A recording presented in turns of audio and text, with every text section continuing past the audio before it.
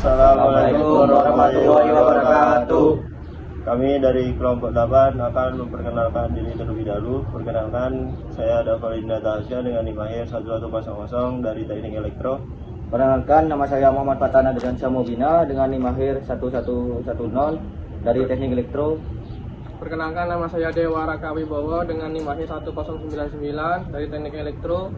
Perkenalkan, nama saya Bintang Faril Hami, NIM akhir 103 dari Teknik Elektro. Dalam video kali ini kita membahas tentang cybercrime dan maraknya pembobolan data di negara ini. Kami sudah mewawancarai beberapa narasumber dan mereka memiliki perbedaan pendapat. Di sini saya akan bersama narasumber. Silakan perkenalkan narasumber. Oke, jadi di sini nama saya Aldo Rifki Firmansyah sebagai mahasiswa informatika di Universitas Jember. Di sini saya akan memintai pendapat Anda tentang belakangan ini kan sering banget ada berita di TV soal data bocor atau hacker atau sistem pemerintah yang jebol. Menurut Masnya, seberapa betul aman sih data-data pribadi kita di internet hari ini? Menurut saya sendiri, untuk data-data kita sendiri itu sebenarnya nggak ada yang aman di internet itu. Pasti ada celahnya. Tapi gimana caranya si pihak yang bertanggung jawab untuk mengamankan data kita ini itu mengupdate terus tuh ancaman-ancaman yang ada di dunia ini. Kan setiap hari itu pasti bakalan muncul suatu teknik pembobolan dari sistem yang sudah ada. Jadi dari si pihak yang menjaga data ini harusnya bisa keep up ya, bisa update terus mengenai kerentanan-kerentanan yang mungkin bisa dieksploit oleh si hackernya. Jadi harus melakukan patch update setiap saat kalau bisa. Kalau ada celah harus langsung ditambah seperti itu. Jadi kesimpulannya nggak ada yang aman sebenarnya. Semuanya pasti ada risiko untuk bocor. Itu. Nah, banyak warga yang mikir, saya kan bukan orang penting ya. Ya. Buat apa hacker ambil data saya? Padahal kalau data kakak, nomor HP atau foto KTP kita bocor, bahaya nyata apa sih yang bisa langsung merugikan warga biasa? Nah oke, kan mungkin orang-orang tuh mikir, aku kan bukan siapa-siapa, pasti nggak masalah dong kalau dataku kesebar.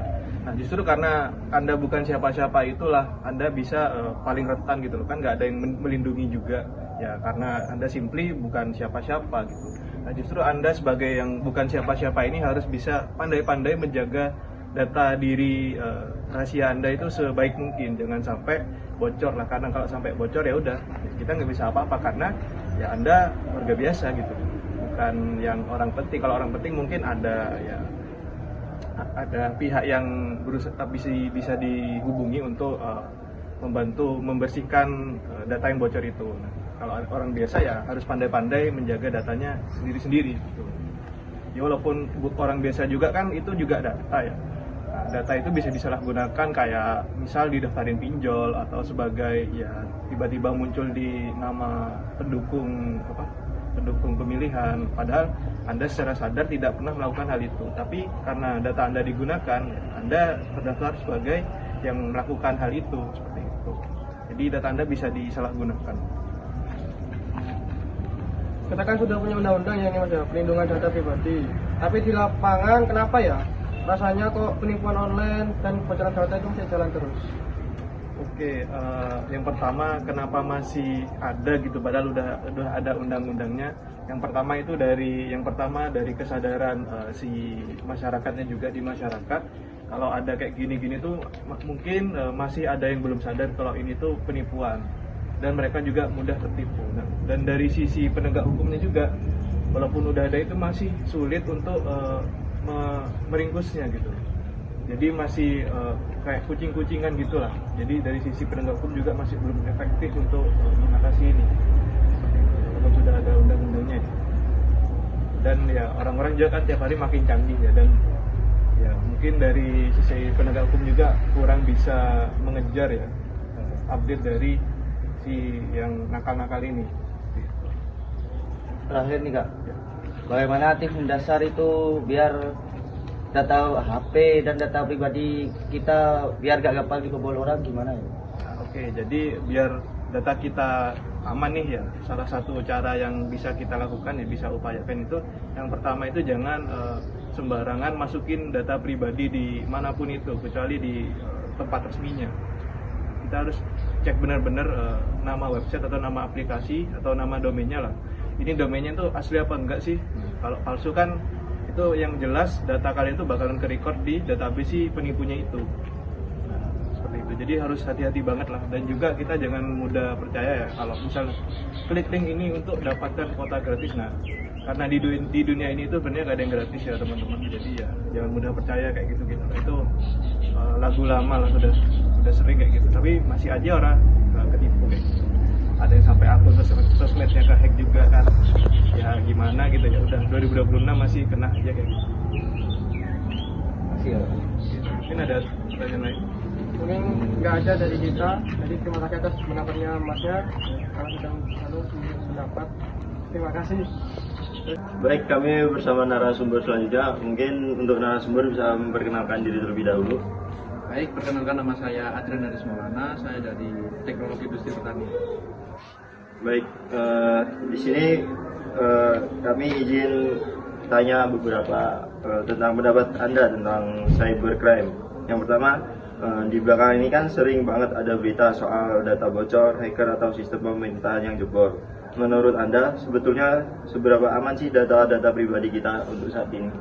Untuk keamanan data saat ini kan pemerintah sudah mengonfirmasi bahwasannya bahwa data dari kami, dari pemerintah itu sudah diamankan oleh pihak yang berwenang seperti Kominfo ataupun pihak yang bertugas dengan di cybercrime tadi.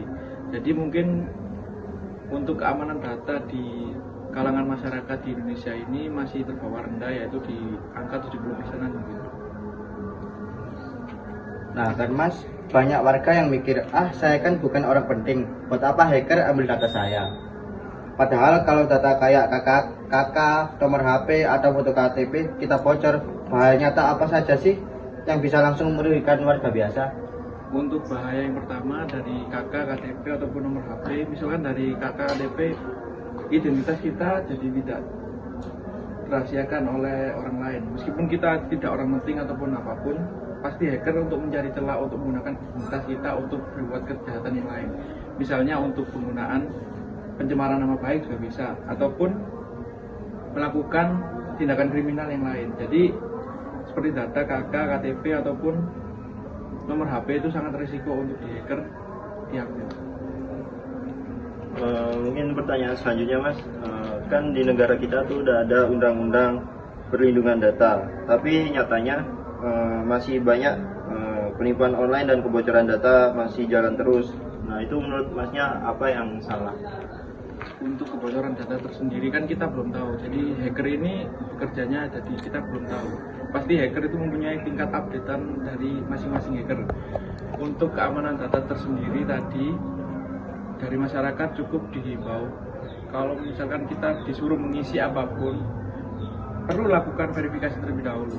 2 kali membaca, 2 kali mengulangi membaca. Jadi kita dapat terhindar dari hacker tersebut.